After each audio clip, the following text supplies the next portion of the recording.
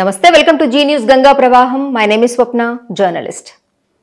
ఈ మధ్యన కొన్ని రోజుల క్రితం సీఎం రేవంత్ రెడ్డి మీడియా ముందు తనకున్న అభిప్రాయాన్ని తెలియజేశారు. అందరికీ గుర్తుండే ఉంటుంది. ప్రైవేటు హాస్పిటల్స్ డాక్టర్ సంవత్సరంలో 1 నెల గవర్నమెంట్ హాస్పిటల్స్లో వర్క్ చేయమని, నచ్చినంత శాలరీ తీసుకోమని. నిజంగా చాలా గ్రేట్ సీఎం కదా. కొన్ని గవర్నమెంట్ హాస్పిటల్స్లో సరైన ఎక్విప్మెంట్ లేదు. కొందరు గవర్నమెంట్ డాక్టర్స్ ప్రభుత్వ హాస్పిటల్స్లో కంటే సొంతంగా ప్రైవేట్ హాస్పిటల్స్ పెట్టుకొని ఎక్కువ సమయాన్ని అక్కడే గడుపుతూ ఇటు గవర్నమెంట్ శాలరీ తీసుకుంటూ అటు ప్రైవేట్ హాస్పిటల్లో 2 చోట్ల బాగా సంపాదిస్తున్నారు. మరి ఇప్పుడు సీఎం రేవంత్ రెడ్డి చెప్పినట్లు ప్రైవేట్ హాస్పిటల్లో పనిచేసేటువంటి డాక్టర్స్ ఎవరు?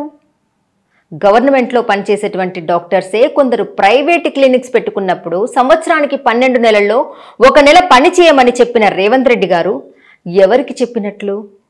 ఇండైరెక్ట్గా కొందరు గవర్నమెంట్ డాక్టర్స్కి చెప్పారా?